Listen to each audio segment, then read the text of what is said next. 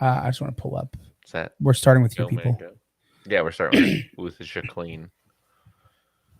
Did you just sing Hamilton? Hmm? What did you just do? I said we're starting with Jacqueline. No.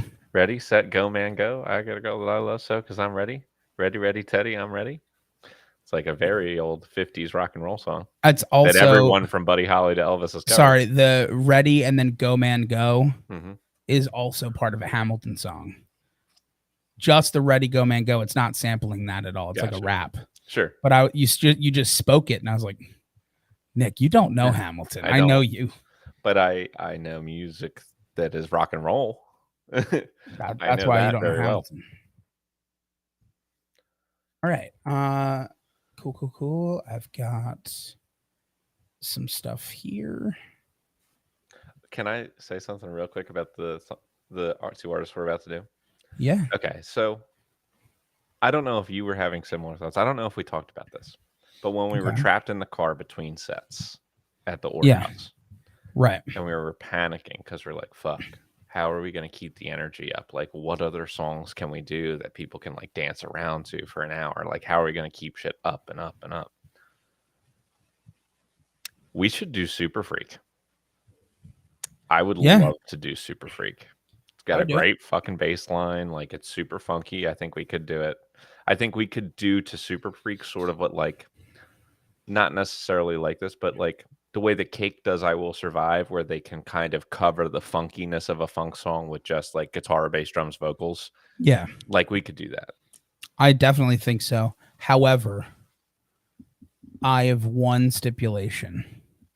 I will only do it if another member of the band at some point starts singing Can't Touch This by MC Hammer. Can't touch this. I don't know who. I don't know when. I can't name literally a single other word to that song other than the title. Can't Touch This. Luckily, they are available to be read online. Yeah. It's true. I wasn't confirmed on it, but now I have confirmed it. I know Super Freak a whole lot better than I know Can't Touch This. I could sing Super Freak, but I can't sing Can't Touch This. Well, I'm certainly not singing Can't Touch This. Absolutely not. She's a very kinky girl. The kind you don't take home to mother. She would never let your spirits down. Once you get her off the streets. Well, I don't have any error notifications about our triple stream, so it looks like we're up and running. Very good. Well, I'm ready when you are then. Cool. Let's just give a quick before we start the episode, because this is the first episode we're putting on, especially like YouTube and stuff. Hello, everyone. Before we start our official podcast part of this, thanks for hanging out with us or tuning in later. I'm Pat. This is Nick. Hello. This is going to be weird to say. It's the first time I'm going to say it. We're the Totem Podcast Network. Oh, weird. And this is TotemTalks. It's a music podcast that we're about to record. And we take two artists who are similar but different, or of a similar scale of legend. Or it could be in some way related to each other. Some way related to each other. Exactly. It could be as thin or as thick as we need. Yeah. And we compare them. We talk about their music. We talk about their legacy. We talk about their personality. And at the end, we pick who wins. Yes. And we declare them the winner, and then we move on to the next episode. We do. So if that sounds fun, hopefully you guys enjoy it. For us. Yeah. If that sounds like, maybe not totally your vibe, you're not really a music person, stay tuned for our brand new, which has not even come out yet. We haven't even recorded yet. Our new film review podcast, which we're going to take literally any movie that ever existed. I mean, we're not being picky. We're not being too selective. I think we'll select in terms of like movies that we want to review first, but like that could cover a very wide swath of film still. Yeah, there are also movies that I want to review because I don't like them. So it's not it's not going to be an overwhelmingly like nothing but positivity. Oh yeah. There'll be some times when we're like, this movie is bad. We've certainly hit that in the music. That's true. I'm especially looking forward to movies that I think are good in my head because I watched them when I was like 12. But they might be really And bad. now it's like, oh, wait. Yeah. So, yeah, join us for that. That's called Popcorn Perspectives. And that's going to be starting very soon. I think we're recording our first episode just a couple days after this episode gets recorded. And that's about it. So what's going to happen now is we're going to go, quote unquote, live into our episode of Totem Talks because this does get cut down and released in audio form.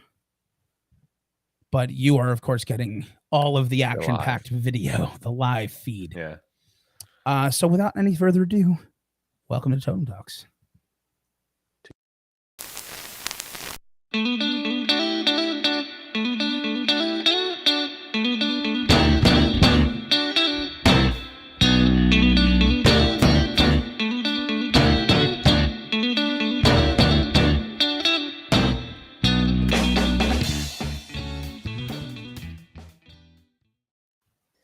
Your podcast keeps taking me higher.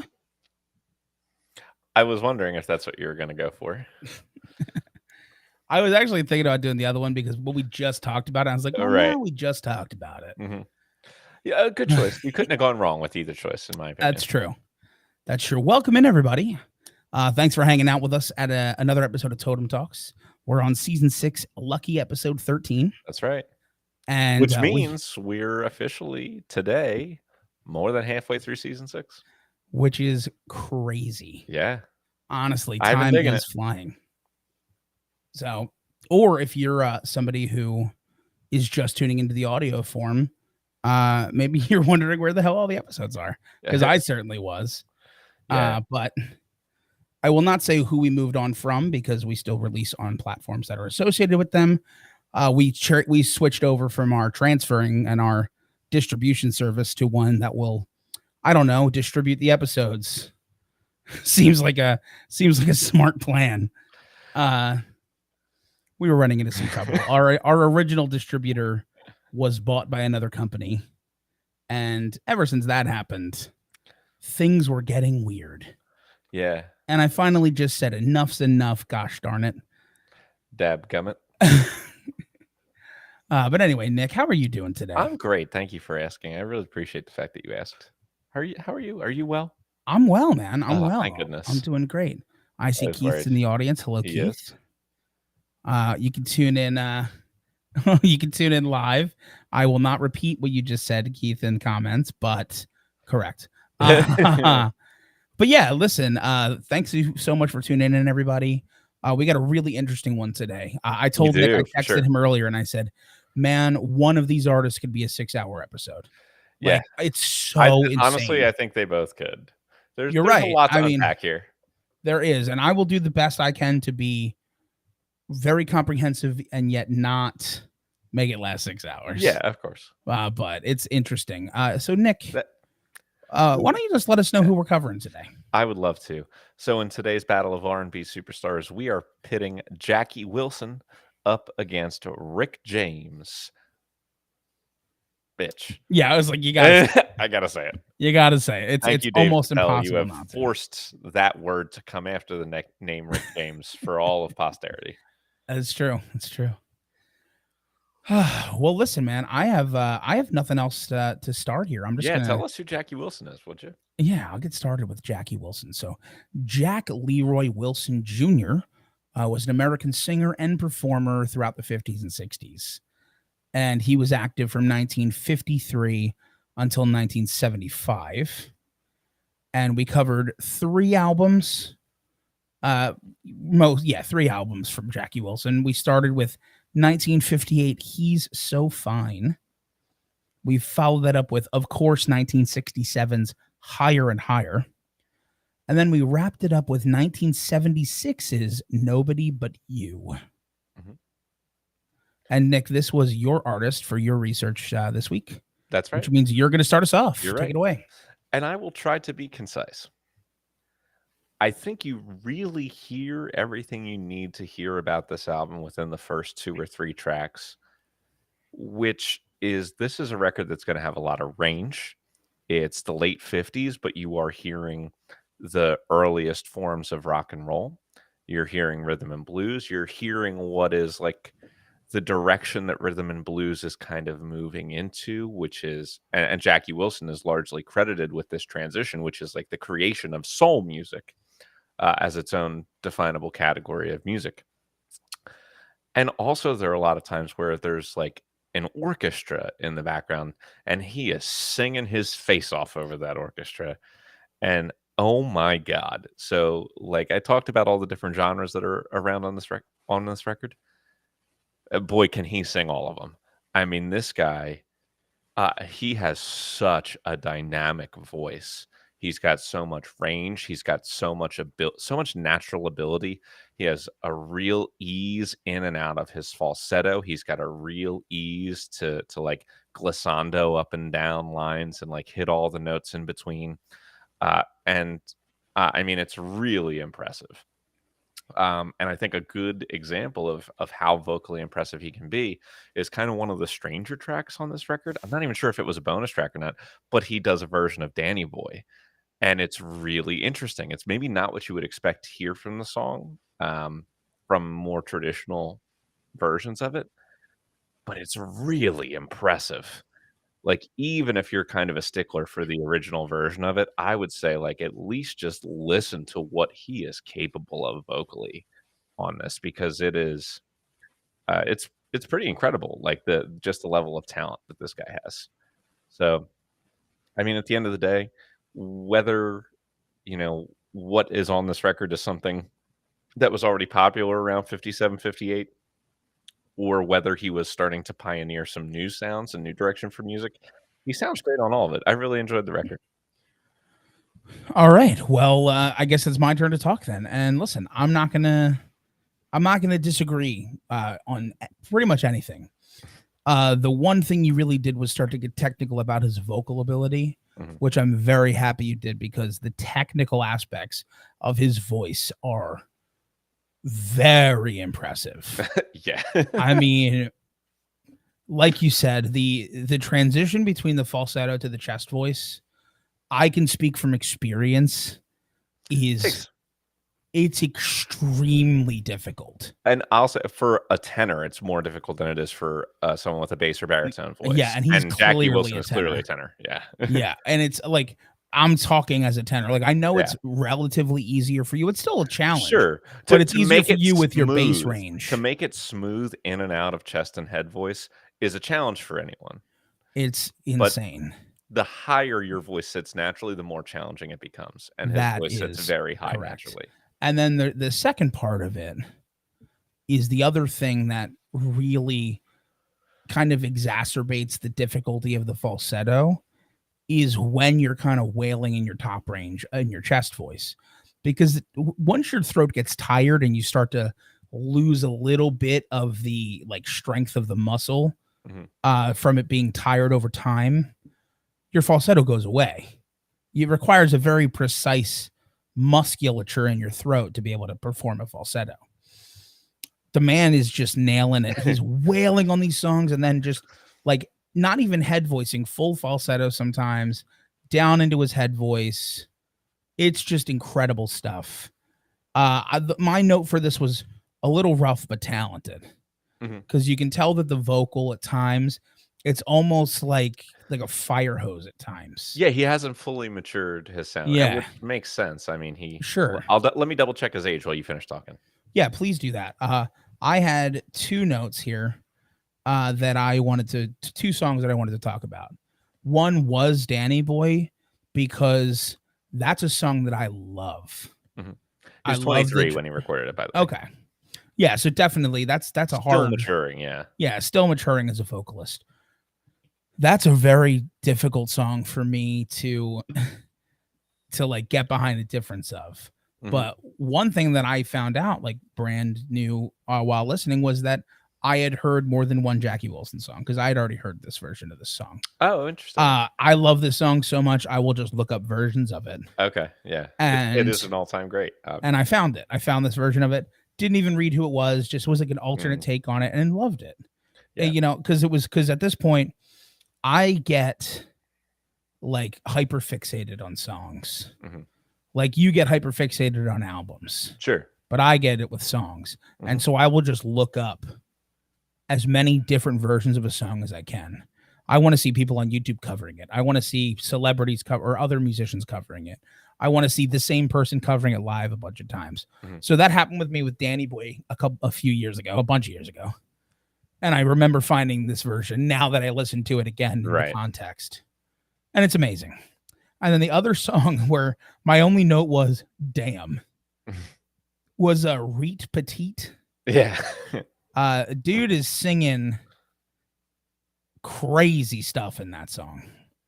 Clearly a tremendous talent who is singing a bit of a dated album. Sure. My only note would be it's a little bit dated, but nothing wrong with 50s but R&B. I think there's swingy. a difference between dated in one genre and dated in like 3 or 4. And True, I think and that really helps him here. Yeah, so I'll move on to Higher and Higher. Starts off with the song. It starts off with Higher and Higher. The song. The big hit. Absolutely nails it. Great song. So good. Like very soaring vocal throughout. Very effortless sound. Yeah. All of the things that you want. My only issue, and it's such a nitpicky issue with this album, is like there's no other song on the album that just hits that for me. And I think I even have in my notes, that's like 99% nostalgia. I'm sure of it. Sure. I'm sure it's mostly just the nostalgia of I've heard that song so many times. Yeah.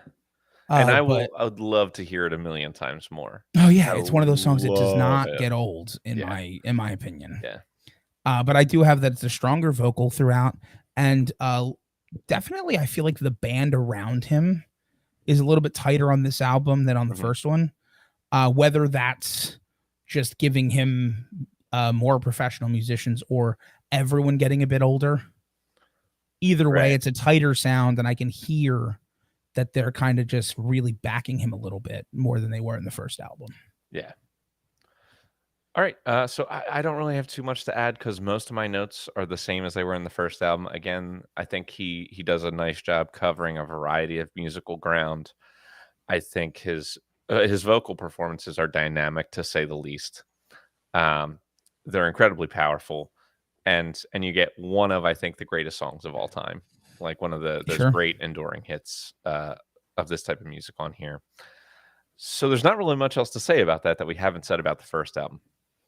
And this is sort of what brings me to my fear, especially with an artist like this, an artist who generally, not always, because he did write a handful of his songs, but who generally is kind of a product of the studio. Even if he's incredibly talented and dynamic on his own, he is, like Berry Gordy and Smokey Robinson, some other people behind the scenes are putting together the musicians, selecting the songs, writing what's going to be on here for him, for a lot of that stuff. Yeah. And so a lot of times when you have a performer who's in a situation like that, the issue is that they will sort of just be like a feather in the wind, and they will go wherever the popular will is taking them. Correct. And so when I saw Nobody But You came out in 1976, I'm like, is Jackie Wilson going to be singing like some early disco stuff here, or is he going to be going with some like 70s poppy trend?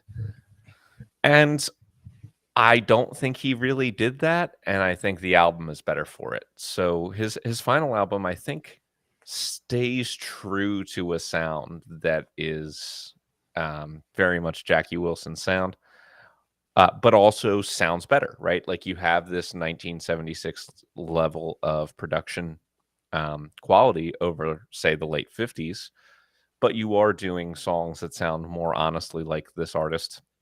He's still heavily a soul and R&B singer. And his voice sounds as smooth as ever. And I think you can hear a little bit of better training in here.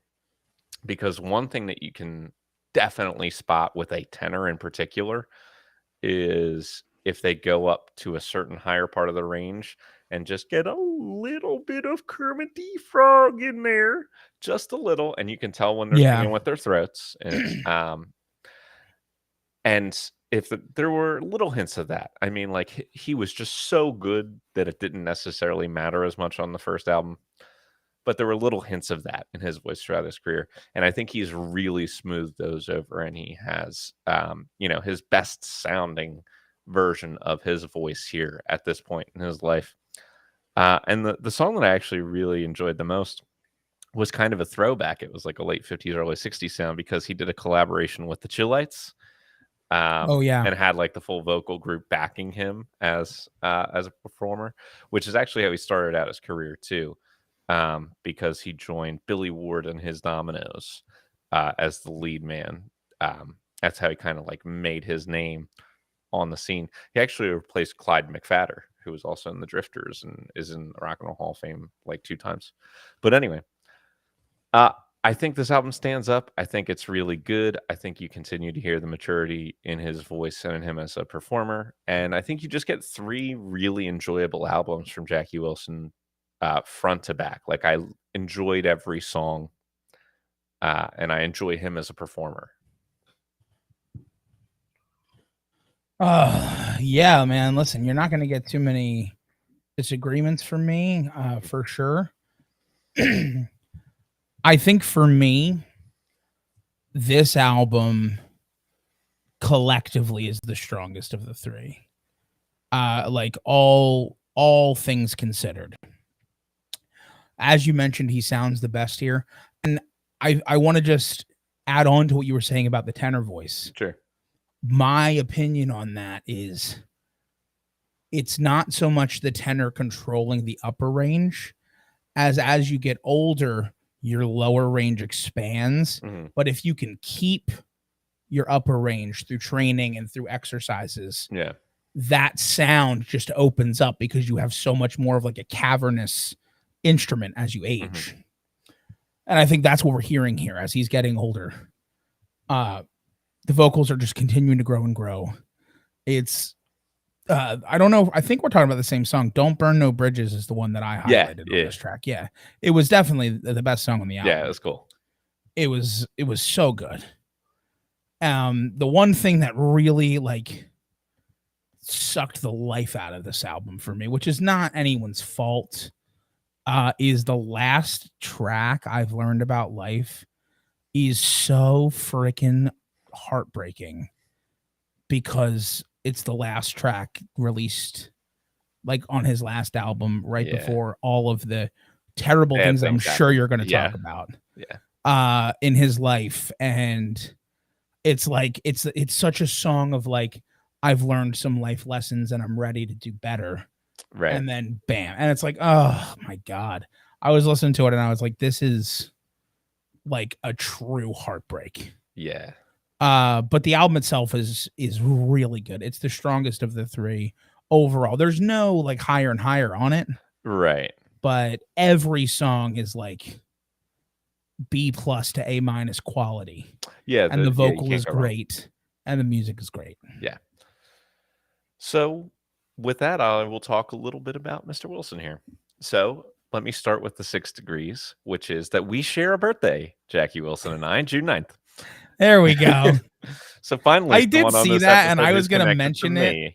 I'm glad I didn't mention it. But no, actually, I also can say, and this speaks a lot to cultural impact and stuff we'll get to later because he has a solid resume here.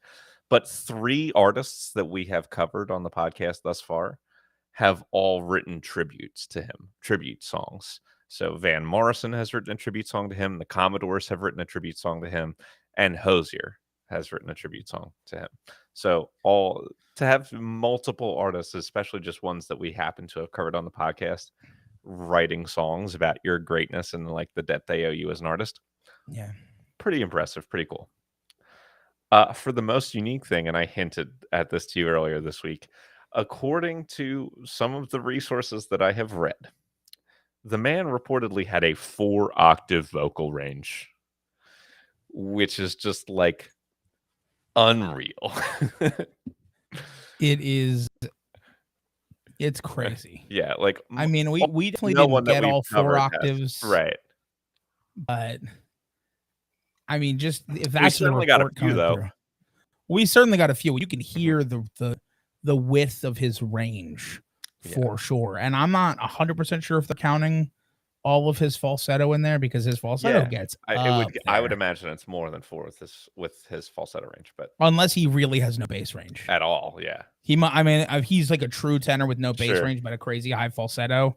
That might be the 4 octaves we're getting. Could be. Either way, it's impressive. It's a feat, and to be able to use them like as efficient. That's the bigger feat. Yeah, because like I mean, Nick and I have done range tests like, as you know, like mostly jokingly, but also kind of just figuring stuff out. And we have a similar low range on my best day. Sure. But usable, maybe like if we, when it's usable, when we have a gig at like noon. And I'm like, let's start with like Folsom. Let's start with our low numbers because I'm going to be like, hey, everybody. Yeah. Let's open with Friends in Low Places. I got it today. But in terms of usable range, the fact that he's able to use all of it in recording is very impressive. Yeah. So I'm going to get to the highlight, and I have so many things for his resume that I want to talk about later on when we're kind of giving out grades here. Sure. That I wanted to pick something a little bit different and something that might have been a highlight for someone like Jackie Wilson from his own perspective instead of from our perspective. And so what I decided to choose here is actually in 1968, actually his record right after he had a huge hit with Higher and Higher. He did a collaboration album with Count Basie, who, if you are not familiar with him, is like one of, if not the most legendary names in the history of like big band jazz. Yes. So like one of the most important jazz, rhythm and blues musicians in American history of the last 100 years for sure. Like just super influential. And I would imagine for an artist like Jackie Wilson kind of growing up, Count Basie was like, he was the biggest guy out there. And then to be able to create an album together with someone that he grew up idolizing, who was like the most popular musician in the world or in America. I like to consider that his highlight. That's a great highlight, honestly. Count Basie is like super slept on in modern talks of anything that's not jazz, but very instrumental. In the formation of a lot of music. For his low light, was the health issues that he suffered, which I know you kind of hinted at. So, one, I don't want to just gloss over this. On February 15th of 1961, he was shot twice. Yes. So that probably wasn't great for him. Conflicting reports on who did it too. Right. Yeah. He ended up losing a kidney because of the injuries he sustained here. And then on September 25th, 1975, which is before his last album came out, he had a heart attack performing on stage, and he fell into a coma. This coma left him with severe brain damage, and he lived on for a few more years, but eventually passed away at the age of 49. So he had this when he was 41. He had the heart attack and fell into the coma. 8 years. He died in 84. Yeah, and those 8 years were, not the best years. Or 9 years, I guess. Yeah. 8, 8 or 9, whatever. Yeah, I want to extrapolate on a little bit of that when you're done. No, go ahead. Okay. So it's even a little bit worse than you said, because I watched a video on this. Okay. And I like really deep read on it because I had known that Jackie Wilson was one of those people who like died a horrific death. Yeah. And I was like, I want to kind of know I don't want to hear it on the podcast. So he did have the heart attack on stage. It was like one of Dick Clark's like bandstand stage events. It was right after a line talking about how like someone broke his heart, and then he drops like my heart's crying or something, and then falls. The audience is cheering because like they think it's part of his act. Because for anybody who may not know, like people used to call Jackie Wilson like the Black Elvis. Sure. Like they were like, this dude is moving and grooving and dancing. What? Oh my God! Mr. Excitement. Mr. Excitement was his nickname. Yes. But they called him the Black Elvis, and Elvis once got asked about that, and he's like, "Well, I guess that makes me the white Jackie Wilson." And Yeah, like well, they that's were an honor. friendly. Yeah. They were friendly, and Elvis, like shout out to him, actually paid a huge chunk of Wilson's medical expenses throughout Oh, no all of kidding. his later health problems. You love to hear that. You do. That Elvis would, yeah. But so the whole thing was heart attack, fell down. They figured out something was wrong, got him to the hospital, resuscitated him because he was gone, and he was in a coma for like I think like 7 months. Woke up for like 3 days. Even like took some steps, like walked around, went back into a coma, and then eventually reached a state of uh conscious incapacitation for the last 7 years of his life, which means he was awake, but he could not talk and he could not move. Oh, that is the worst thing I've ever heard. Yeah, it's called, it's not officially, not what he had isn't officially called it, but it reminded me of something called locked in syndrome, which is it's like everybody's worst nightmare of like you're awake and conscious, but people think you're in a coma. That's but like people the knew he worst was type awake. of torture. I can't even imagine it. So like just a heartbreaking end to his life.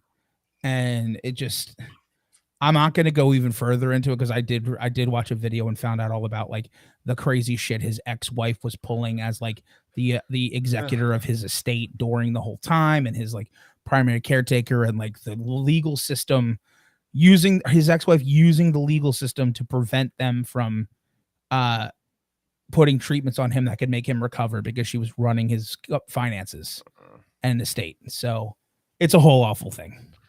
Yeah, that is truly awful. And now I have to say more, and I don't like that. Sorry. That's why I said I would have waited, but because I don't want to speak ill of him now this has happened. Listen, but I think it's important. Sure. People are people, and even though he had a horrific end, like he still made mistakes, and I know you're about to talk about them.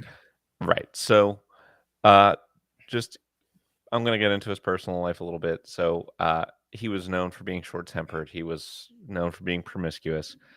Patti LaBelle accused him of sexually assaulting her backstage in the early 60s. So that allegation is definitely out there. I mean, he was arrested a handful of times, although some of the arrests I think are more endearing than some of the other ones. So, for instance, in 1967, he was arrested on morals charges in South Carolina because he had a white woman in his hotel room, like clearly just racism. Like he was being targeted and victimized for that one. And another time, he actually in 1960, he was charged with assaulting a police officer. And that doesn't sound great. But then you find out the police officer was shoving his fans, and he saw his fans getting pushed by the police officer, and that's why he pushed the police officer back. So that's almost like a nicest. he was really defending his people, you know. And then, of course, he had issues with the IRS and paying his taxes, and ended up going broke, and the IRS seized his home, and all sorts of stuff like that. Like there were people that he had given power over his money, essentially his management, and who had power of this guy, Nat Tarnopol, who had power of attorney over his finances, ended up getting involved with mail fraud, tax evasion, and they were indicted and ended up having to, get fined a whole lot of money for the crimes that they committed with Wilson's money. Yeah. So that's like the whole everything, I think. Yeah, and also, I mean, let's not sugarcoat it. As a like singer and not songwriter in this time, singing R&B and Motown with Berry Gordy. If you're in Motown with Berry Gordy, like, yeah, you're not making money. You're not making money. You're getting screwed out of your money. We say this a lot about Jerry Lee Lewis. Fuck Berry Gordy, man. Berry Gordy, yeah. I mean, honestly, like, what an asshole. Like, he made such great music, but my God, was he an asshole? Well, he was, corporate. Yeah. At the end of the day, that's what it was. He ran it like a business. He was very good at the music part, but also the business part. Right. And the people like Jackie Wilson were the product as much as they were anything else, which sucks. You're right. Well, with that being said, let's move on to Rick James.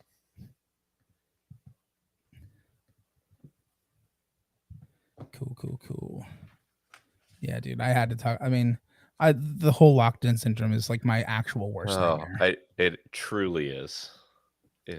I do plan on, when I like fully revise and like put out a will, like if I'm ever at a point where pull that fucking plug. Yeah, if I'm ever at a point where like there's a chance, like especially with that, where like they knew he was conscious, it's going right in my will. And I'm telling you right now, and I'm telling anybody who's listening, if that ever happens to me, smother me with a pillow. Yeah, put a pillow, please. Get Chief Bromden in here. I can't even. All right. So yeah. If I had $1 for every time I've had this conversation with my mom where she's like, please kill me, kill me, kill me. Dude. If I ever am in this situation, don't leave me alive. I get it. I fully get it. I just want to let you know I will not be killing your mother. I refuse. Oh, yeah, of course. That's not my job. I mean, I don't want to do it either. I'm just saying it's not my job. Keith agrees. Worst nightmare. Yeah, dude. It's awful. It's terrifying. Good. Now we get to talk about Rick James. I've got next to his name at the top, I have bitch. Bitch. Nice. Dude, I don't know if you can see this. Can you see? Yeah, ready? I can see it. Ready? Okay. I got a few notes on Rick James. You do? How many are Chappelle Show related? 0. Well, we can talk about it, but I don't have anything in my notes. I have that. I do think that is a factor in the popularity of his name in the last 20 years, though. For sure. It's 100% his entire resurgence after everything that happened in the 90s, which I will be talking about. Yeah. So I am ready to go. 3, 2, 1. James Ambrose Johnson Jr., better known by his stage name Rick James, was an American singer, songwriter, musician, and record producer. He was active from 1965 to 1990, then again from 1996 to 1998, and then again in 2004 until he passed away in 2004. And we covered 3 albums. So we started with Come Get It, which was released in 1978. We followed it up with Street Songs from 1981, and then Deeper Still, which was released in 2007. But was recorded in 2004 and was intended to be an album. So we have a tricky history with posthumous releases, even though we already covered one with Jackie Wilson. Sure. But both of them, I think, fall into the same category of they were being recorded to be released as an album. Yeah. So we count them. Mm-hmm. And I guess I will start talking. Yes, as you should. Okay. So overall, this is a good album.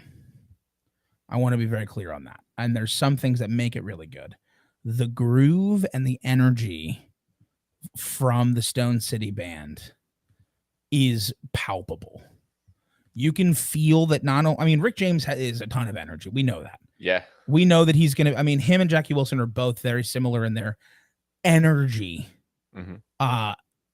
But the Stone City Band's energy that you can feel through the music was very, very noticeable to me. The funk involved in it was great. It was this really like tight funk. Oh, I feel like we've covered funk on the podcast to almost mixed results of sometimes the funk is really, really good, but can get a little sloppy, especially early on. This is not that case. I really think it's tight. It's really like they are very good at what they're doing in this. Rick James himself, strong vocal performances. Definitely a good singer. It's hard because we're comparing him to Jackie Wilson. And he's an above average singer though. But he's very good. He's very good. There's a few vocal moments that really show that he's got like the it of it all. So, and I would say Hollywood is probably the best vocal performance for me personally, which is the B-side track 7 overall. Right. And the one thing that I really appreciated, it's hard. I looked and couldn't really find specifically where he was playing any of these instruments because all of these instruments are also in other parts of the album. But vocals, guitars, keyboards, synth, and bass are all credited to him in various degrees on the album. And I never noticed any of those instruments, which means he's playing them strong as well. Yeah, I always thought of him more as a bassist, but seeing that he was also able to play so many other things was pretty impressive to me. Yeah, well, you think of it because he's holding the bass on. Yeah, because he holds the Rickenbacker, and that's kind of like the image of him that I've always had in my mind. Sure. My last note before I turn it over to you is like, lol, dude, Mary Jane, I see you. I get it. Yeah. Funny song. I get subtle. It. Was not subtle. Literally the whole first sentence was like, all right, dude, I get it. That's it. Sure. I don't mean to like pass. You have all of my notes. I mean, like, I really dug the record a lot. It was great. I really enjoyed it. It was about how good the band sounded, how tight the band sounded, how groovy the funk tracks were. I really liked the sound of the record overall, like the way it was produced. I thought it sounded really good. I liked the idea they had of doing bookend tracks like Stone City Band High, Stone City Band Bye. Give us especially like a little bit of an idea. The sprinkling of having it like feel like a live record. Exactly, because there's such energy to the performances that it could feel like a set, and there's the beginning and end of the set. So I really dug all that. In the Stone City Band, I also want to shout out the Brecker brothers are both credited on this record. Randy and Mike Brecker, who were like some of the most legendary horns players in music. So all around, really good experience. I didn't really know for sure what I was going to get from Rick James, but I really enjoyed it because really all I knew about him was from this next album, which is Street Songs. Street Songs, which has the big one. Like, this is Super Freak. And I'll tell you what, I love Super Freak. I love Super Freak. I can't get enough of that song, man. Like, it's really cool. The performances on it are killer. Man. The bass line is killer. I mean, and the other thing that's different here on this record, I think, is you actually have some moments where the lyrics matter. Because most of the time they don't. But then when you hear a song like Ghetto Life or Mr. Policeman, you're like, oh, okay. Like, he can just kind of give you some very, very bare bones, minimal lyrics. Like, let's write plain, simple sex songs is a lot of it still. But he can really kind of balance that out with songs that have lyrics that mean something. And I'll tell you, the man still has some excellent vocal performances on here too. This is where it really started to fully like stick for me. It's like, oh man, this guy is like really good singer too. He's singing, man. Yeah. So another really enjoyable experience for me. I've really enjoyed Rick James through his first 2 albums. Cool. All right. I will discuss because I have a lot of notes. The biggest thing for me that this album felt that was different than the first one was I thought the first album was really tight, but I thought this album like really just sat in the pocket the whole time and felt so like entrenched. It felt like they couldn't get off rhythm. Like, and that's a good feeling. Yeah. Oh yeah. Because like it felt like no matter what they were doing, everything they did couldn't even approach off rhythm because it was so tight. The horns really stuck out to me on this album. They felt like maybe not stronger, but they felt more utilized. It felt like they were like, let's lean into the horns a bit. And I like that. Ghetto Life, I have a really good song. Make Love to Me is the one that really stuck out as a vocal performance for me. So I won't go too much because I agree with your judgment on his vocals. You're much stronger than the first album. This album reached number 3 on the US pop charts. Huge success. Yeah. Robert Christgau gave this an A-. Wow, that's high So praise. from Mr. Costco himself, it'll, And I actually agree with them. we This agree with assertion. Robert Christgau, which is rare. Then I guess, I mean, I have to just real quick. You already mentioned Super Freak, but I have to talk about the other kind of low key performance in this one that wasn't really talked about as much, which is Fire and Desire, which was his duet with Tina Marie, which actually ended up being like a rather large hit for the both of them, and is like this really crazy duet. She can sing. Oh yeah. I mean, I'm sure we'll eventually talk about her. She was incredible in this song. Yeah. And then the last thing that I had to say was Mr. Policeman, which maybe is the most topical song we've covered. Yeah. I mean, this album came out in 1981. That song could have come out today. Yeah. It's, I mean, lyrically, Jesus. I mean, what are we talking about? But the Mr. Policeman has this like theme that plays throughout of this overarching like single note harmonica riffs throughout the song. That is Stevie Wonder playing that harmonica. Just thought I would throw that in there. Nice. Seems like a cool little factoid. I dig it. And cool. So I'll take us into to deeper still. So we're much later in the career now. This album was kind of recorded, and then what he kind of during the process of the recording went and did the Chappelle Show, which kind of had this huge resurgence for him. Yeah. And then died. All very like crazy together. Like only a few months after the Chappelle Show is when he passed away. And so they waited and then released this album a few years later. And just on its own merits, I think the thing that sticks out to me the most here is they went for a different type of funk. It's not like the crazy like funk. It's almost like a smoother soul funk, which really was the right move, I think. I feel like it didn't feel like he was grasping at his past. It felt like he was genuinely singing like emotional, heartfelt things. He has all the different genres on this. He's got funk, soul, pop, rock, jazz. Reflections of all of that are in this album and done really well. It's a really strong final release album for sure. I think the one that stuck out to me in terms of like a vastly different take than I was expecting from Rick James was his version of David Crosby's Guinevere. And all in all, I really enjoyed this third album. Okay, here's where we differ. This is the only album of the week I didn't like. Sure. And I say that I didn't hate it. I was able to listen to it. I thought Rick still sounded good as a vocalist. That's very true.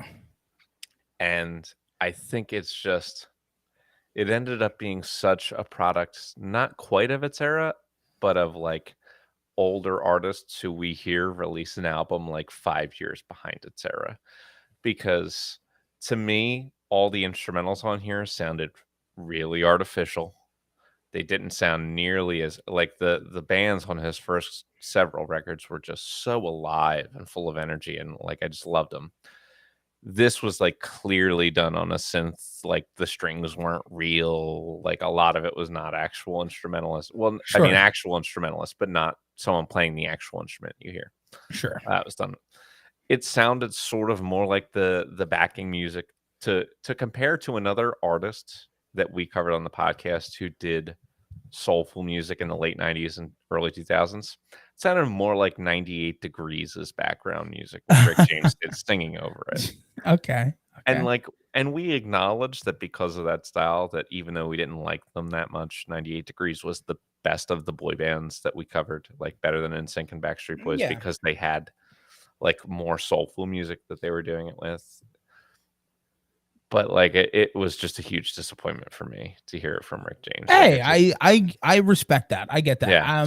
And again, it was never offensive. There, other than the fact that there were like 5 "Hey girl" moments Yeah, that's on it, true. like, I can't and anyone who's ever listened knows how much I hate the "Hey girl" moment. I I mean, hate who it. I doesn't? hate it. It's so schmaltzy. Oh, it's so schmaltzy that I couldn't quite see through all the cheese on this record is what I'm Sure, trying to say, which is I why I get didn't that. really like it. Listen, I'll tell you that I definitely was going into this album expecting to not like it, Sure. which I think is maybe what surprised me. Yeah. Was there was still plenty of elements on this album. I mean, yeah, I agree with you. Like analog instruments are the way to go Yeah. and are definitely a stronger overall sound. And I wish that they were more included. It was funny you said about 5 years too late because he started recording it 4 years before it was released. So like, Yeah. I mean, you're kind of right on with it. I mean, Sure.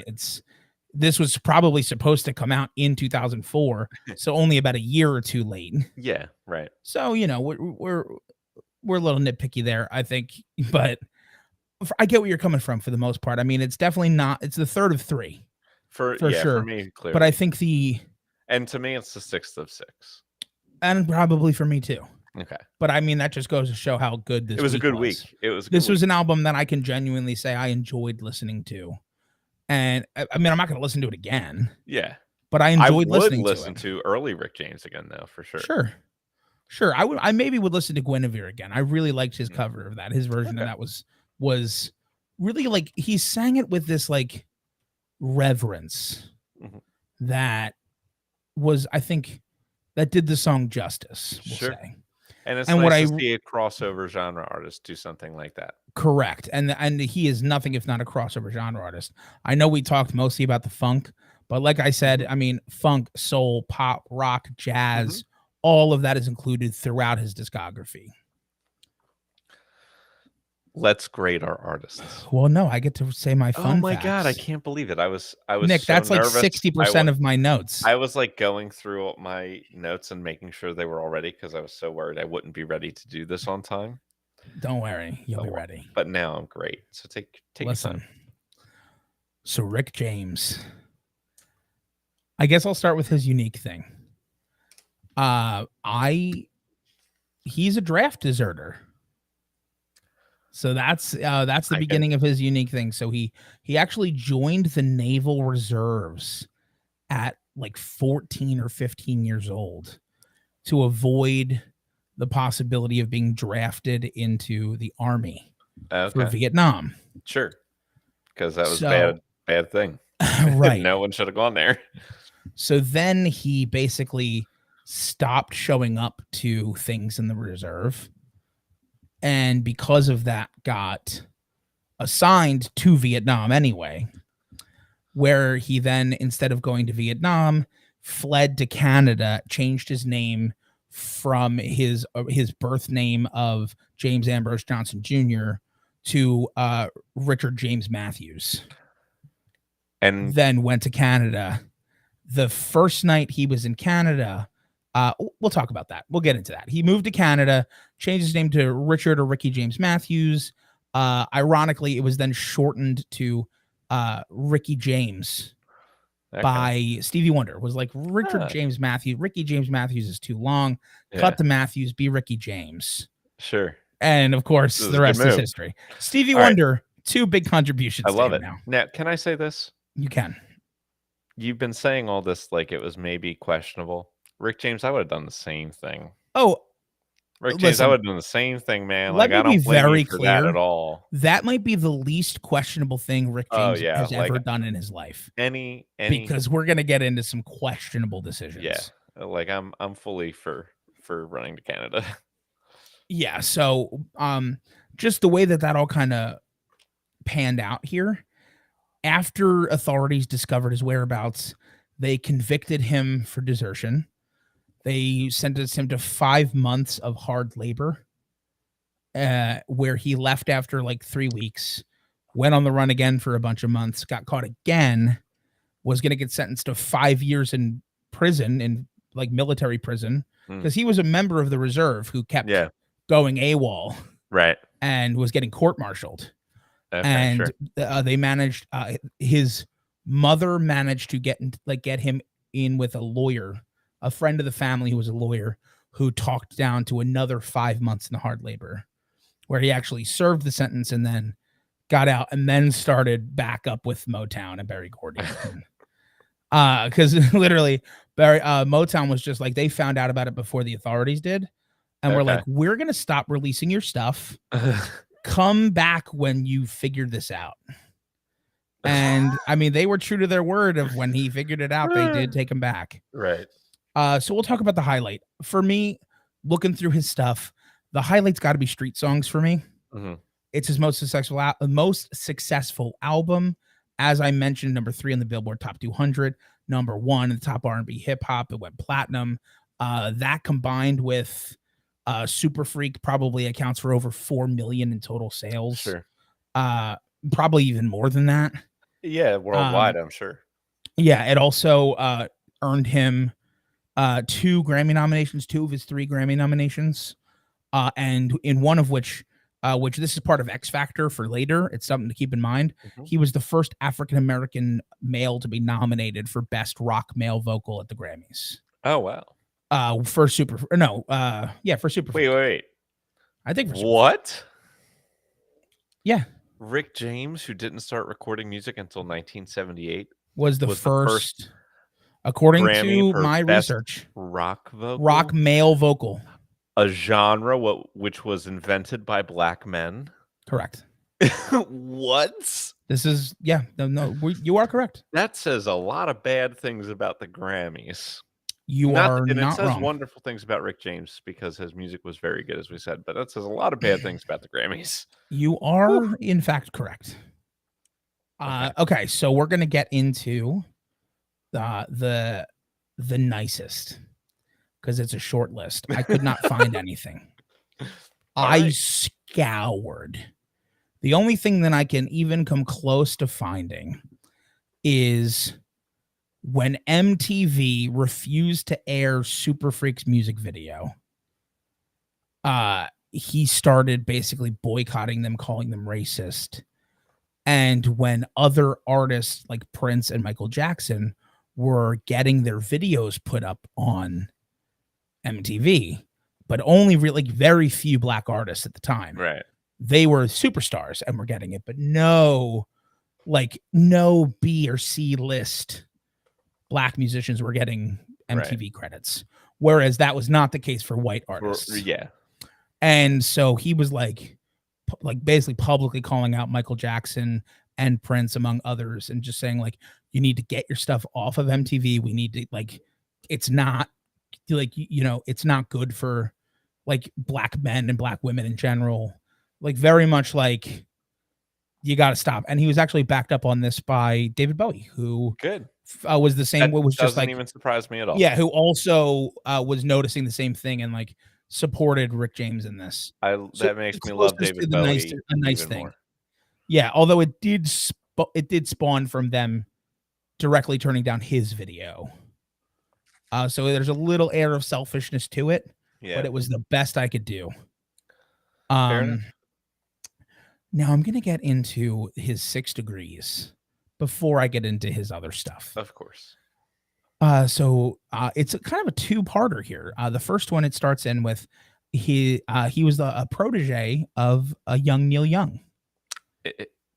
Kind of. Not really a protege so much as they had a relationship. And what happened was very, very soon after he got to Canada, like maybe not the same day, but the same week. Okay. He was jumped on the street and was saved by being like mercilessly beaten by Levon Helm. The Levon Helm of the band. The band, yeah. That Levon Helm, who invited Rick James to come to the show that he had that night. And, I guess they got to talk and found out he was a musician, invited him up on stage. He got to meet a bunch of like Canadian famous artists, one of which was Neil Young. Very cool. Basically would like a few times like slept on Neil Young's couch, like was a real close connection between the two of them. Wow, no kidding. That's pretty cool. Yeah. So then, conversely, later on, the second of the 6 degrees here was he was responsible for inviting Prince onto his first headlining tour. So Rick James got a headlining tour for an album, the Fire It Up tour, and brought Prince on. And that single tour is what spawned their like fierce rivalry, because Rick James insisted that Prince stole his act during the tour. Oh, interesting. And like modeled himself, like started not like Rick James and then modeled himself with the flamboyant dress and performances like Rick James as the tour went on. And they had like a bitter feuding rivalry after that. And they both were famously in skits on Chappelle's Show. Yeah, that's true. That's also true. So that is my 6 degrees. Cool. I've combined my low light and meanest into one category here. So the beginning of the low light is Rick James is well known for his struggles with drug abuse. At one point, he self-admitted to spending roughly $7,000 a week every week for 5 straight years on crack cocaine. So that is, yeah, that's part of it. So that kind of all boils into his meanest moment, which is in the 1990s. On August 2nd, 1991, James and his girlfriend, Tanya Hijazi, were arrested for holding a 24-year-old woman named Frances Alley hostage for 6 days, forcing her to perform sexual acts and burning her legs and abdomen with crack cocaine pipes during a week-long coke binge. Jesus Christ. He was set to face life in prison if convicted, including assault with a deadly weapon, mayhem, torture, all of false imprisonment, kidnapping, blah, blah, blah, other things as well. He also, on November 3rd, while out on bail for that, he, again, under the influence of cocaine, assaulted music executive Mary Sauger at the St. James Club in West Hollywood. And he kidnapped her and beat her for 20 hours. He was found guilty of both offenses, but was cleared of the torture, which could have put him in prison for life. But he did serve 5 years at Folsom Prison. I served 5 years, and then also lost a civil suit to Sauger and had to pay nearly $2 million in damages. Damn. Well, or I'm sorry, she was awarded $2 million. Yeah. He was on the hook for $1 million, and the hotel was on the hook for the other $750K. Don't ask me how that happens. Can I, again, because the common theme here seems to be Chappelle's Show, steal a quote? Yeah, you're welcome to. Cocaine's a hell of a drug. That's true. That is true. And then the last bit of it is in 1998, Rick James was accused of assaulting a 26-year-old woman, but then the charges were later dropped. And then in 2020, another woman couldn't have done anything wrong then. Another woman accused him of trigger wording her when she was 15 at a group home in 1979. The suit was later dismissed, and that one's a little more questionable because his estate was sued for $50 million by her. So like that one is... So people think it was less to settle for less to get a... Yeah, that one's less substantiated. But the other stuff is not less substantiated. It's very factual. And that is both the low light and meanest. And quite possibly the meanest thing we've had on the podcast. Okay. It's up there for the record. I mean, he didn't possibly kill several of his wives, but... That's true, but he did kidnap and burn with a crack pipe. Yeah, that's real bad. Yeah. That's real bad. So that's Rick James. Bitch. And that's why I had that many notes. Okay, well now let's grade him then. All right, cultural impact. Let me read Jackie Wilson's resume for you. Please do. He has had 16 top 10 R&B hits. He's had 6 number ones on the R&B charts. On the regular Hot 100 chart, he had 14 top 20s, 6 top 10s. He was inducted into the Rock and Roll Hall of Fame in 1987, its second year ever in existence. He was inducted into the National R&B Hall of Fame. He has his own star on the Hollywood Walk of Fame. He has 2 different recordings in the Grammy Hall of Fame. He was referred to as the best singer he had ever heard by Berry Gordy. He is ranked number 69 on Rolling Stone's top 100 artists of all time, and he is ranked number 26 on Rolling Stone's greatest singers of all time. Michael Jackson's Grammy for Thriller was dedicated to Jackie Wilson, and he was a formative voice in early R&B, rock and roll, and soul. Okay, those are all high praise and high accolades. This is a high number. He's going to do well here. It's a high number because we're starting with a high floor of the different halls and nominations and things that he's a part number of hits. Yeah, the huge number of hits. Well, I'm saying there's a floor, sure, which we've established for the Rock and Roll Hall of Fame, right? And then he's got other Hall of Fame nominations and entrances after that. Yeah. So we'd probably be starting, and again, I'm going up from here, but like the floor is a 4. Yeah, after those numbers. So then going up from there, the hits, the influence, the amount of people that have dedicated, tracks and songs and attributed moments of their career to him. Right. The fact that he's widely regarded as one of the greatest singers of all time and generally one of the greatest artists of all time. Yeah. What number are you thinking here? I would be maybe looking right around an 8 for someone like Jackie Wilson. Yeah, I think an 8's fair. I was thinking anywhere from the like very high 7s to the low to mid 8s. So I'm comfortable being anywhere in that range, wherever you think it fits. Let's give him an 8.1. I love it. Let's do it.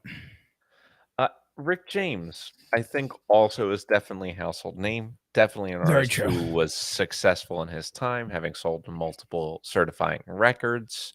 Yeah. While he has the one major enduring hit, he has also, as we've said many times, received a lot of kind of life to his name and music through Chappelle Show. So anyone who was around in the early 2000s and watched that, like we did, Rick James definitely would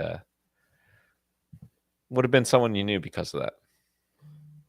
Sure. And I mean, the other thing with Rick James, also a producer of music, like has well known for that. Artists such as The Process, was the producer for them, and a writer as well for other popular artists and R&B artists at the time. So I feel like maybe we're not quite as high as we are. I agree. Jackie Wilson is the higher one of the two, but Rick James could also maybe even be a little over average, I think. I would agree. I think he's definitely over average. I think the sheer household name of it all is over average. I think we weren't really alive for the controversy of it. Right. But You Can't Touch This was like one of the earlier examples of sampling, somebody suing for, like, Rick James won his only Grammy because he had to be credited as a writer on that song because they stole his bass line for it. Oh yeah, there's no way you could not credit him. They were originally not. He had to sue them. That's insane that he had to do that. Yeah, and so I mean, he sued. I don't know what the outcome of that's honestly to me lawsuit was. Maybe some X Factor points too, because that's like pivotal in the direction that music goes. I would agree with you on that. I was maybe saving it a little bit, but sorry, but I was. I'm not saying I'm like I was waiting to talk about it for here. What do you want to give him for cultural impact? I think all those things considered, we could probably give him like I'm comfortable anywhere from like a 5.8 to a 6.2. I think those are the ranges. I want to go right in the middle. 6. I was about to type in 6. All right, 6 it is. All right, so breadth of work. Jackie Wilson has 25 albums. Now here's the thing. Yeah. We know Higher and Higher was very successful. As far as we know, the albums didn't chart, or they charted, excuse me, but they didn't certify. They didn't certify.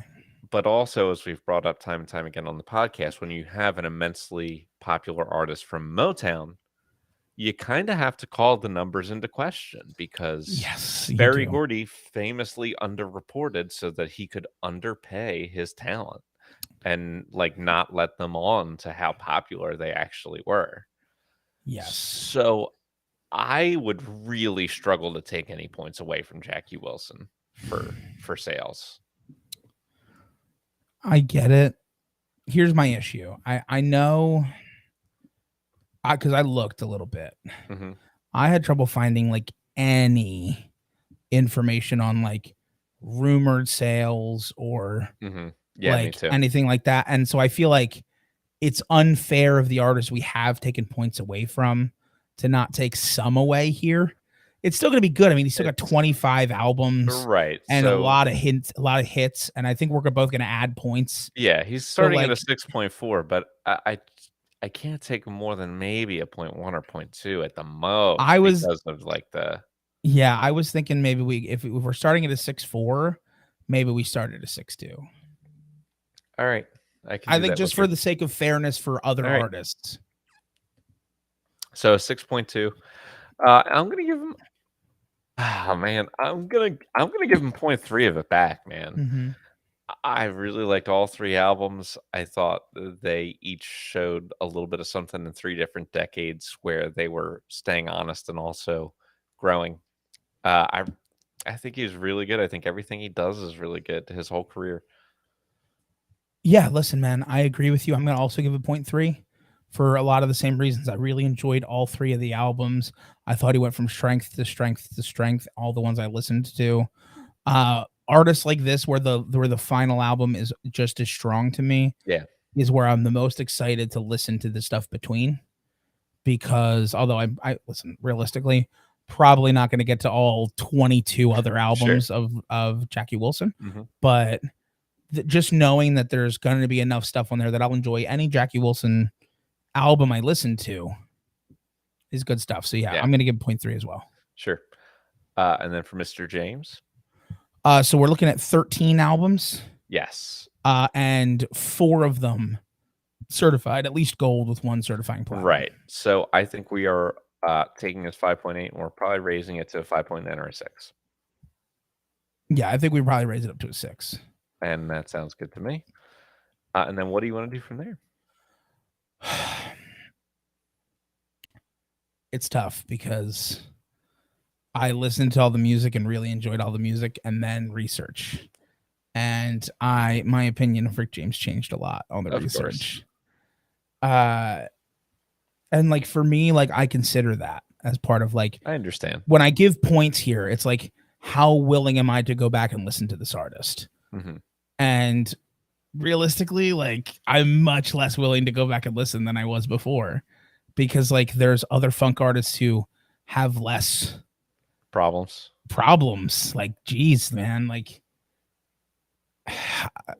I'm going to give a 0.2 because I really enjoyed the first 2 albums and I appreciated and partially enjoyed the third album. I'm in the same boat as you. I'm also giving a 0.2, even though I like the third album a lot less than you. Yeah. I like the first albums enough. Yeah, I get that. Okay, but it was tough. I get it. But, you know, at the end of the day, you were impartial towards the quality of the actual art. For better or for worse. But if anybody ever asks me about Rick James, I will tell them. Of course. The full story. Of course. If anybody who ever listened to this podcast asks me about Rick James, I hope you have at least 30 minutes prepared. All right. Instrumental talent. Instrumental talent. Jackie Wilson. All right. Like, we don't have to be stratospheric here because the music behind him was all really good and well done, but it wasn't like constantly virtuosic.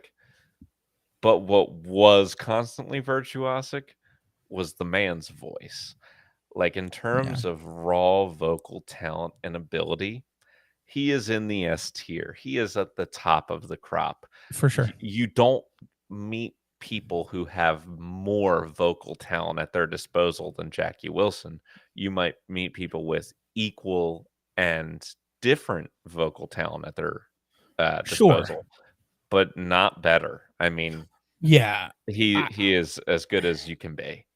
I want to be clear here, because there's definitely something to be understood about what you're saying that I just want to clarify for anybody who maybe isn't as much in like the vocal music world as the two of us are. Mhm. We're not saying he's everyone's favorite vocalist, because like, Right. I mean, I would say probably 80% of people's favorite vocalist is completely subjective. It has nothing to do with technical ability. Yeah. Like realistically, if you want to talk about, I mean, any instruments like that. That's very true. Yeah. But I think it's highlighted with vocals because I think vocals are typically the more entry level instrument to non-musicians. Right. When they hear music, they typically hear words and melodies. And then as you get more into music, you start to hear like the guitar and then piano. And then maybe once you get even deeper in, you start to hear other things. But I think vocals like the kindergarten level of this. Yeah. So it's very subjective who people's favorite is. And as I was going to say, like, if you're talking like talent is like talent as an objective thing, I'm sure the greatest vocalist of all time is some opera singer who, I mean, like, it's if singing is a sport, opera is the Olympics. Let me put it to you that way. So that's why we're talking about Jackie Wilson in terms of like his objective technical talent and ability is S tier for sure. Yeah. But he may not be your favorite singer, and that's fine. Right. You know, and but there's nothing he can't do. No, like, he is a master, crazy range, craft. Crazy ability, crazy range of genre as well as actual vocal range. All of the hallmarks you want in a top tier singer. As a pure vocalist, he's arguably a 10. I would agree with you as a pure vocalist. Now we have to knock some stuff down for the fact that, you know, the backing band and all of this situation. We're not knocking him down far because of his pure ability. I would say I'm probably really comfortable still being in the 9s here. Yep, I agree with you fully. Just in terms of his sheer talent. And honestly, I think my ceiling's a 9.5 and my floor is like a 9.2. So that's where I would go. You want to go 9.4? I love it. And now I think we're talking about another above average score here. Rick James above average. Is significantly above average as a vocalist. I think he's at least in like that 7 to 8 range as a singer. Sure. And he plays a bunch of other instruments very well. At a high level. That's important. It's not just quantity. Like he sued for Super Freak because he wrote that bass line. That is a very iconic bass line. Yeah. The groove is tight. Every time I hear, you know, all the instruments that he's a part of in the music, he's very strong. And as a singer, he did nothing but improve as well. Yeah, I think, again, we can't really leave the 7s area. No, I think realistically, the 7s or even the low 8s is a comfortable spot for an artist of this caliber. I'm willing to go to maybe like a 7-9. I already have it typed in. Love it. All right, here's where things get different. Yeah. So if you're Jackie Wilson, I couldn't find the specific songs. Like none of the albums have their individual credits. So I looked. Wikipedia, and I looked through. He has like a small handful of writing credits from what I could So out of the 3 full albums we listened to, he was the final credited, like 3rd or 4th credited writer on 2 of the songs. Yeah. 1 from each of the first 2 albums, 0 from the 3rd album. So he's not writing. No. And that does hurt. But he's not never written, so it's not a 0.1. No, it's not a 0.1, but it's a point something. Yeah, it's probably like a 0.5 or 0.6. I'll give him a 0.5. And I'm going to go ahead and go out of order here. I'm just going to give him a 0.5 for both. I mean, realistically, I think honestly, like as sad as it is, we're probably being a little generous on the second one. I think you're probably right too. But I'm willing to do it. Yeah, I'm willing to do it for him. And now we got to go back to Rick James. He did write. Songwriting talent. He composed almost all of the songs. He writes some really funky grooves, man. Like he's a good writer. He's a good writer on his different instruments. The band, I mean, he composed stuff for the band that was always tight. Yeah, I really dug it. It's a little bit above average for me. Yeah, I listen. I'm in the same boat. It's a little bit above averages, and we're probably still in the fives. Yep. But it's good stuff. I think realistically, we would be doing a disservice to go anywhere below like a 5.6 or 5.7. And I'm fine with the 5.7, just like you said Let's there. do it. I'm good there. And poetic talent, A little lower. it's A little lower. lower. Yeah, I think like we talked about the really good examples. Yeah, and everything that we didn't talk about the lyrics specifically on was not good.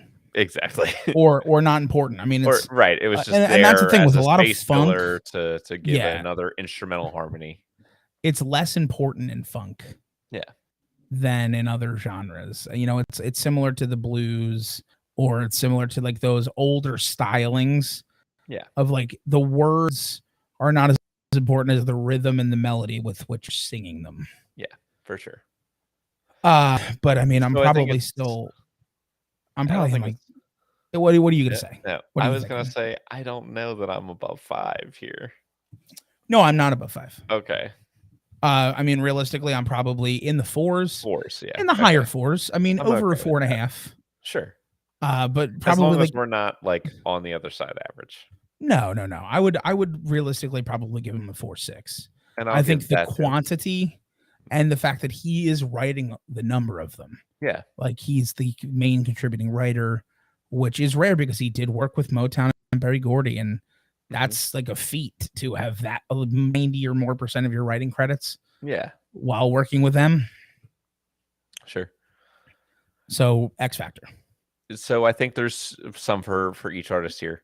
For sure. I mean, Jackie Wilson won again. I don't it's hard to say necessarily specific genre points here, but he is largely credited as one of the most important artists in the transition from rhythm and blues music into the genre of soul music. Sure.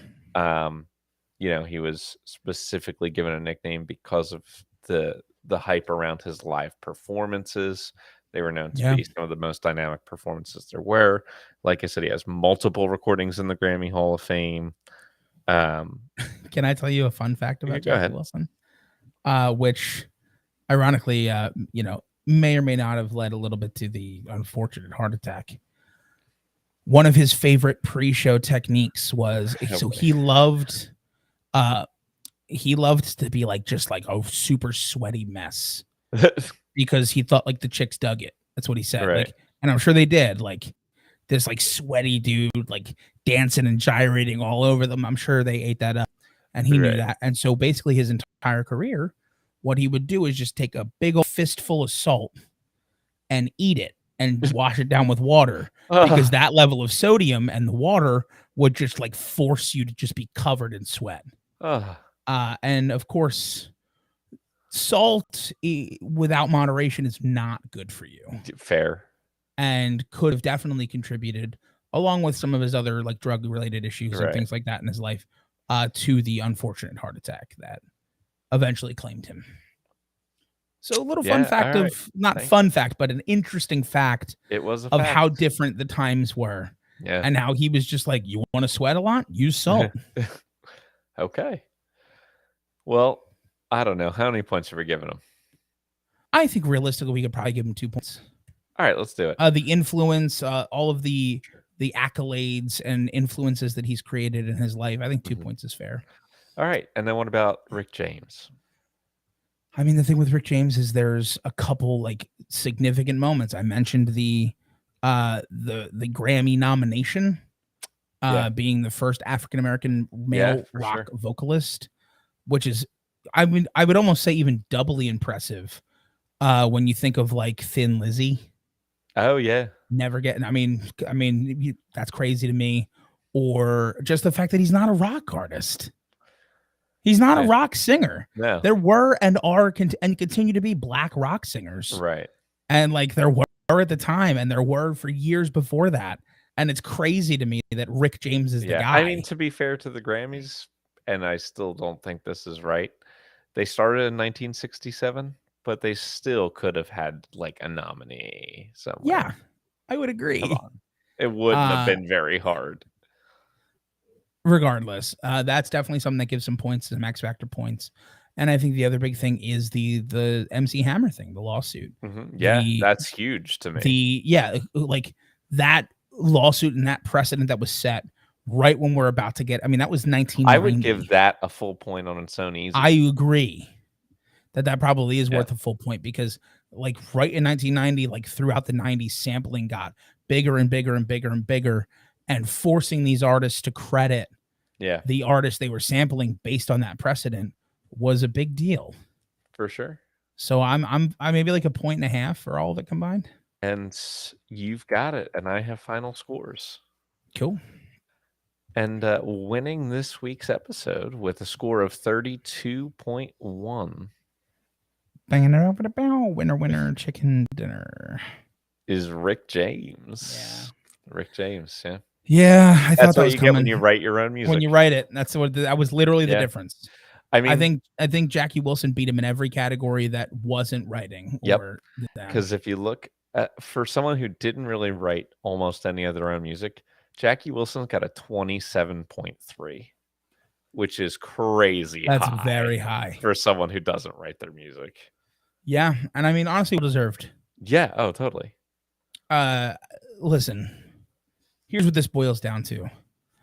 I think the number one thing that this podcast has done for me as a person, and I really hope for our listeners, is to fully take away the veil of idolization of musicians. I feel like maybe you tend to romanticize them and idolize them. And if I've learned one thing by covering so many artists at this point, I mean, this is episode 13 from season 6. So we're talking 138 episodes. I mean, that was quick math. It's probably wrong, but I feel like it was close. It was right. It was right. Yeah. That's incredible. 138. All but this season we were doing 3 artists at a time, so the total number is astronomical. And if there's one thing I learned, is like everybody's human. Everybody like kind of sucks at times. And like even the greatest of humanitarians and things like that they're human beings is the most important part. And I've learned to like no longer idolize, like put up in like a perfection pedestal, pretty much anyone, even artists that like as a child I love, like, you know, like I would forget about the issues that like someone like Billy Joel had. Or you could, I mean, they're there, and when we cover him, I guess we'll talk about them. But like, you know, for Elton John as well, or like, you know, when we did the Beatles or the Beatles individually, like John for Lennon. you, and you know, for John Lennon, like there's stuff. Yeah.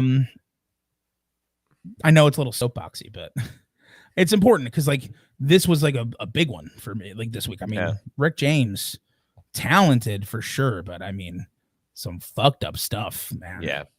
So like, it was. You know, I just want to be clear, and I want to be clear that like also addiction is a disease, and addiction is a disease. Needed a lot of help. Yeah, I mean that's also a huge part of it.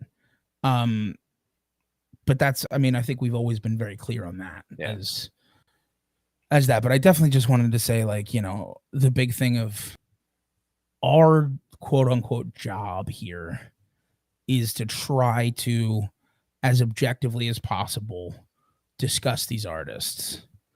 And like, obviously our personalities are going to leak through, and obviously our opinions are important and we're going to voice them.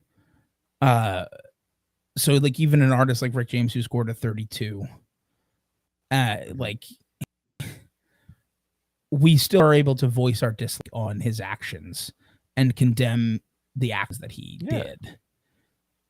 So don't look at the score and be like, they support her like anything, any of these decisions, because that's just not right. Yeah. So I just wanted to throw that in here at the end because this was a rough one. Man, this is a rough one. I mean, Jackie Wilson was no saint either. I mean, you mentioned some of the stuff. Both of them are human beings who we're trying to talk about the art, but are not going to do the disservice of ignoring the other stuff. Yeah. Well said. All right. Well, come back next week, because if you thought these two R&B artists were different from each other, wait till you see the two punk artists we have competing next week. Oh, good. Looking forward to it. As always, thank you so much for tuning in, everybody. Thank you to anybody who may be tuned into our live streams. If you are curious about that, we are streaming on YouTube, Twitch, and Kick all at the same time. We are streaming mostly every Thursday evening. That's our goal for Totem Talks. But you can check it out at Totem Podcast Network on all of those 3 sites. Or just check it out in your streaming, your podcast streaming services.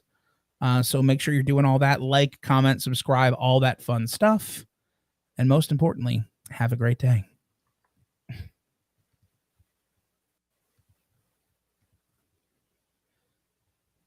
All right, we're clear on the audio part. Cool. We're still live on the networks and channels as well, Roger. though, for the little, after bit. But yeah, man, I know that was a little soapbox. I had to say. I mean, it's so. Gotcha. It's just. I was a gut punch to read, man. The kidnapping one. Yeah, that's like, what are we talking about? You fucking kidnapped somebody, and then you got out on bail, and your first thought was, "I'm going to kidnap somebody else." Yeah, it's not ideal. It's not ideal. Brutal, man. Brutal stuff. Yeah, who do you want next week? I don't know. It's your choice. It's my because I asked for Jackie Wilson. You did ask for Jackie Wilson, and I loved him. It was a good choice.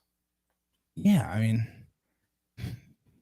was it a good choice? It was a good choice. It was a good choice. I'm not going to tell you it was a good choice. Look what you saddled me. You saddled me with being the person who had to talk about multiple kidnappings. I mean, not the best for old Pat. No, not your shining hour. I mean, what can I do here? Oh, that's going to go to the wrong phone. Oh.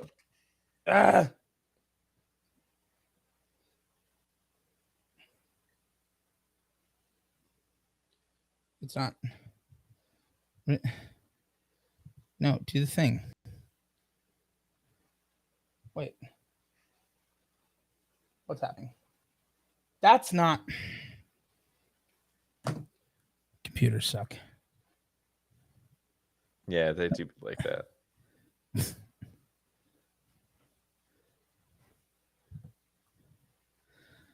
I went to go log because I had to clear my cache and stuff for all the other podcast issues before. Yeah.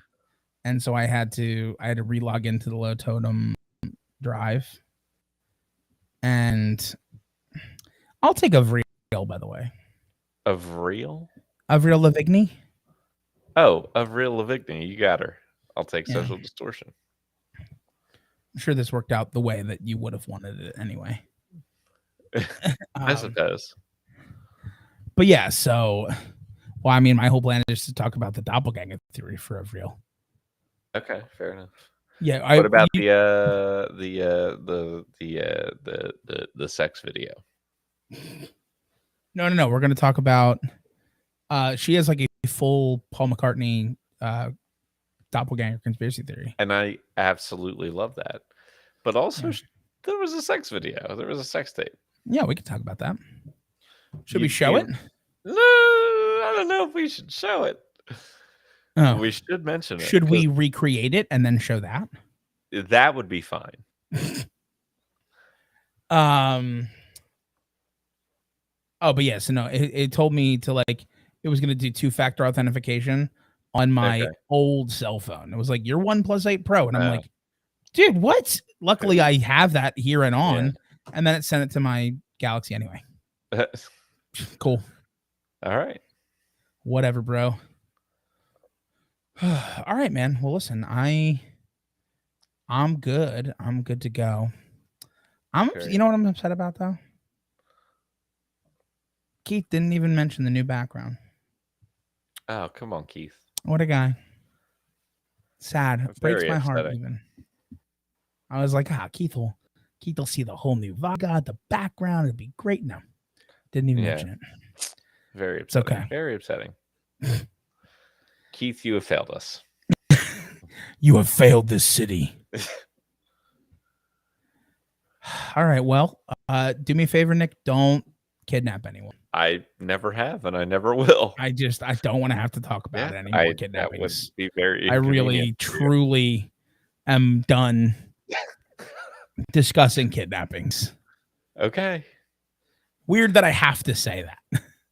It is a little weird. Cool, man. Well, okay. I will. It's time for me to go float off into the universe, I think. Yeah. I will most likely not see you tomorrow now. Yeah, I guess so. So unless you want to get remote Jackbox game night going, which I'm never against, but all right. Well, either way, I will see you at some point. Very good. I will see you Saturday morning, if nothing else. Very good. Adios, my friends. All right, and while Nick is leaving, I'm here by myself. Now the light's too low for my camera to be good, but that's fine. Natural light is a fickle beast. But I just want to thank everybody for tuning in. Anybody who may have checked out the streams or the VODs on any of the streaming platforms, the new platforms, or check out the new kind of whole thing we got going on. It means a lot. Thanks so much for doing that. And if you feel so inclined as to give a follow or a like or any of those things, it's really appreciated. We're really trying to make a go at this thing. It's been very up and down with the podcast. We started the podcast all the way back in 2020 during the lockdown, and we just kind of were doing it for fun. And then, it's really grown into something here that we're doing pretty consistently. So if that interests you at all, or the music part of it, or the film one, Popcorn Perspectives, which is going to be coming soon, if you're catching this the day we released the stream on a Thursday, 2 days from now, so Saturday morning, we're recording our first episode of that, which is going to be exciting, and that's going to be probably exclusively video, at least for a while, and then we'll eventually be edited down and put into audio form, but later on. So that's going to be one you want to catch on the streaming services or the YouTube as like an after moment, like a video. So that's going to do it for me. Thanks for hanging out, everybody. You're all super cool, and I love each and every one of you. And have a great day.